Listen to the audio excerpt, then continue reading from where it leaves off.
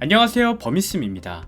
대한민국 사람이라면 어른부터 어린아이까지 남녀노소를 불문하고 투명 페트병에 담긴 음료나 물을 한 번쯤은 다 마셔봤을 텐데요. 하지만 올해부터 투명 페트병을 함부로 버리면 과태료를 물게 된다는 사실을 알고 계셨나요? 대부분의 사람들은 페트병에 든 음료를 다 마시고 나면 이렇게 모아서 버립니다. 하지만 이제는 이렇게 버려서는 안 됩니다. 왜냐? 환경부가 작년 12월 25일부터 투명 페트병 분리배출을 의무화했기 때문인데요.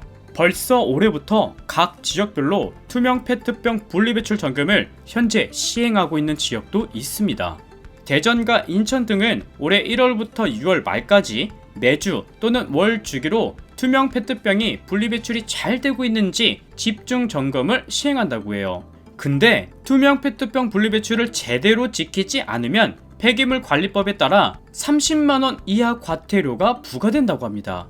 그래서 300가구 이상 단지와 150에서 300가구 미만인 단지라도 엘리베이터가 설치됐거나 공동 난방을 하는 곳은 올해부터 음료나 생수병과 같은 투명 페트병을 맥주병과 같은 유색 페트병과 이제는 따로 분리해서 버려야 합니다.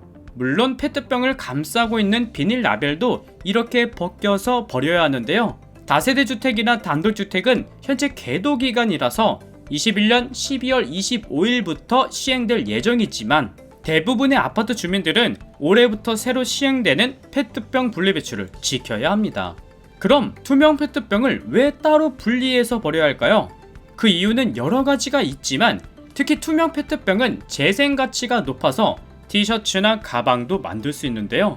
이전까지 우리가 버렸던 수많은 페트병이 섞여서 배출이 되는 등 잘못된 분리배출로 국내에서 폐페트병을 구하기 힘들어지자 매년 22,000톤의 폐페트병을 주로 일본에서 수입해 재활용하고 있다고 합니다. 실제로 국내에서 수거된 페트병은 전체의 10% 정도로 매우 낮은 비율만 현재 재활용이 되고 있는데요. 일본 페트병의 경우는 라벨 한쪽에 절취선이 있어서 이 부분을 뜯으면 라벨이 쉽게 떨어진다고 합니다.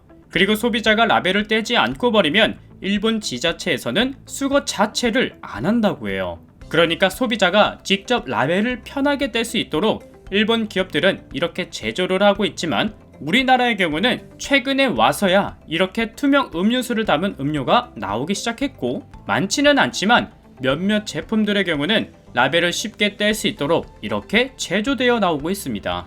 그럼 이번에 투명 페트병을 어떻게 분리배출해야 하는지 알아볼게요.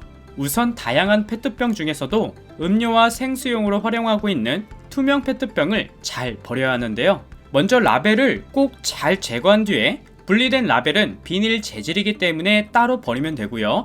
그리고 페트병을 물로 한번 헹군 후에 찌그러뜨려서 뚜껑을 닫고 분리배출을 하면 됩니다. 처음에는 분명 불편하고 어색할 거예요. 근데 이제 전국으로 시행이 되니까 습관이 되도록 해야겠죠. 하지만 일부 국민들의 불만도 아예 없는 것은 아닙니다. 일부 국민들은 라벨이 잘 떨어지지 않는다, 라벨을 떼서 버리니 라벨 본드 자국 그대로 있는데 쓸 수나 있겠냐 등등 우려의 목소리도 나오고 있습니다. 우리나라 기업들도 소비자가 라벨을 편하게 뗄 수 있도록 현재 제조를 하고 있는 상황이지만 맥주를 비롯한 여러 음료가 자외선 차단 등의 문제로 아직도 유색 페트병에 담고 있습니다. 점차 기업들도 이런 상황을 인식하고 함께 동참하고 있다고 하니까 우리가 먼저 투명 페트병 분리배출을 실천하는 건 어떨까요? 사실 오늘 내용은 이미 알고 계신 분들도 계시지만 대다수의 국민들은 투명 페트병 분리배출 이름조차 잘 모르는 분들이 많다고 해요. 그래서 오늘 이 영상을 많은 분들에게 알려주시고 번거로우시겠지만 몸소 실천까지 해주신다면 과태료를 떠나서 보다 더 나은 세상을 만들 수 있지 않을까 생각합니다.